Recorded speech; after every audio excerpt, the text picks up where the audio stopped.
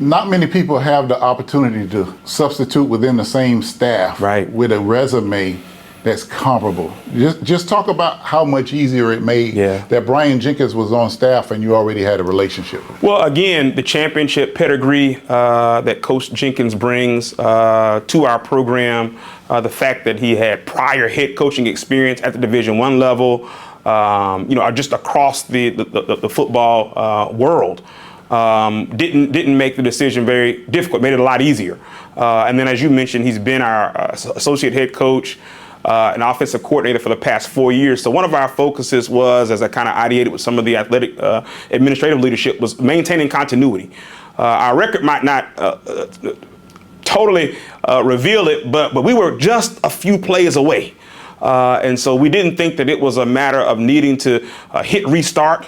And so having someone that was already a part of our leadership in terms of our coaching staff, who had a relationship with our current players, our recruits, it really was a no-brainer when you put it all together that we would ask Coach Jenkins to step in this role, and he was very enthusiastic about it. And again, we're looking forward to a phenomenal season this year. HBCU Game Day here on the campus of Edward Waters University, and we are here with the interim head coach of the Edward Waters Tigers. He's no stranger to HBCU football, won championships, was a great coach throughout his career. Coach Brian Jenkins, how are you feeling today, Coach? I'm feeling blessed, excited, encouraged. Any positive words you can use at this moment, but I'm really excited and looking forward to getting things going. Coach, you have an opportunity to take over a program which fortunately you've been a part of the last several years. And Edward Waters has done nothing but gone up since it started. What do you envision to help take Edward Waters to the next level? I mean, Vaughn, you know me, the only thing I can think about is a championship life, a championship lifestyle, a championship environment, that's the only thing I know. So that's the expectation I want to set with our players. That's the expectation I want to set in the community. The encouraging thing is that's the expectation our president, when we sat down and talked, he made clear that he wanted. So we're on the same page. So that's the only thing that I can see and I know is championships. In this ever-changing collegiate atmosphere, one thing top recruits look for is what is the investment from the university into this program? Oh, let me tell you, we have a major investment. Our president likes to win, and he makes sure he tries to keep us ahead of the curve, as you can see with this new state-of-the-art locker room, and there's more things to come as well, and that helps in recruiting. So whenever you have that type of support and backing, success is the only thing that you can achieve. And just a few years ago, right before you got here, Edward Waters didn't even have an on-campus football field. They didn't have a sufficient weight room, health recovery room, and today topping it off with this brand new locker room. Right.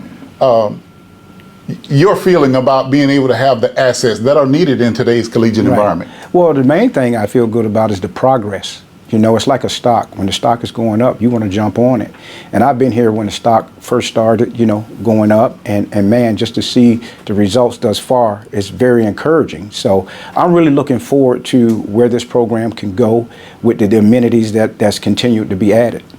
When we got the information at HBCU Game Day that you were going to be interim coach, and we posted a graphic, it was overwhelming from every HBCU that had come in contact with you that Edward Waters is going to be a team to look out for. And so your reputation precedes you. Right. Going into a season, you come in a little later probably than you would like to have. Right. But going into the season, are you aware that there will be eyes on you from all across the country? Absolutely. I'm aware of that, and I'm prepared for that. And I think the great thing about Edward Waters is there's people around me to assist me and guide me and direct me. And that's something that is very encouraging as well. So I don't think we'll have any issues moving forward as far as with anything, with that guidance and the people that you have here at Edward Waters. Like I say, the only thing I can see is success. The small school on the north side of Jacksonville is not the old Edward Waters. No. You're seeing records record applications. Yes. That means interest in Edward Waters from the community. Yes. What's your strategy to reach out to that community to make sure that they know about Edward Waters football, that you are here, and make sure your players are ingratiated into this community? Well, the number one thing I want this community to know that I am you and you are me. You know, we're family. And so my main plan is to get out into the community so people can touch me and I can touch them. You know, talk to the community, hear some of their concerns of what they want to see happen with this program and different things like that. So, you know, I just want to be a part of what they want to be a part of, and that's a winner. And so I just want them to support us, and we want to give a good product for them to support. So my main thing is getting out in the community so the community can know who Brian Jenkins really is. And then I can learn and know about the community, because there's a lot of history here in Jacksonville, just right around Edward Waters on Kings Road and different things. People will be surprised at the type of individuals that have come right out of this area, right around Edward Waters University. So one of the number one things I want to do, and I've stressed that, is I want to get out into the community, walk the neighborhoods, knock on doors, talk to people, allow people to get to know me on a first name basis. So now, if we are all working together, then like I say, the only thing we can do is achieve success. Coach, if you'll allow me to, we need to step outside of the normal coach's mindset right now. Because if you ask any coach, what's the most important game, the first game?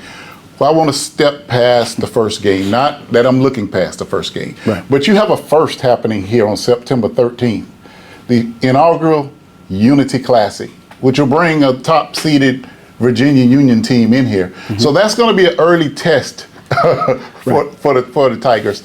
How excited are you to first be a part of the inaugural and then to bring in a top-ranked school so you can immediately see what you got? Right. My excitement is at an all-time high. You know, first of all, Virginia Union is a powerhouse team. They have a wonderful first-class coach. He's shown the type of program that he can build. And, you know, but I look at every game the same. You know, I don't give any opponent any more energy than I give the other. So we're going to approach them the same way we approach every other team, and that's with respect. You know, so I'm just pleased to be in the position that I'm in, to be a part of that event, to play one of the top teams. And you know me, my background is to be the best, you got to play the best, and you got to beat the best. So to go up against a team like Virginia Union is right on the plan, you know, of what I'm all about and what I want this program to be about. So, and if we want to be known as a program, we got to get to the point where not only we're playing teams like that, but we're beating teams like that. Thank you for allowing me to skip over games, but I need to go to the next week. The next week, the Tigers will step into Municipal Stadium, Daytona Beach, where you might be a little familiar with that place, but you'll be in a different locker room. Where's that at? You'll be in a different locker room.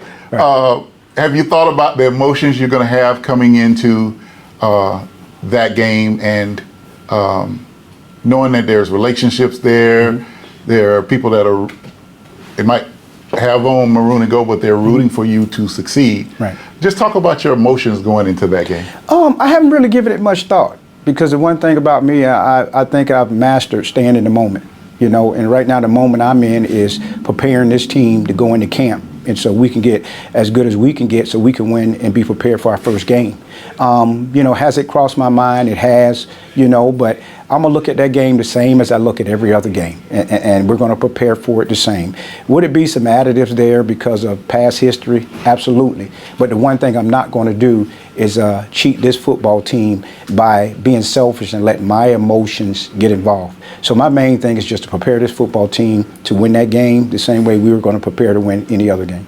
All right, Coach, thank you for your time. But to close us out, just you got the mic is open to talk to Tiger Nation, right? HBCU Nation, Duval, everyone around.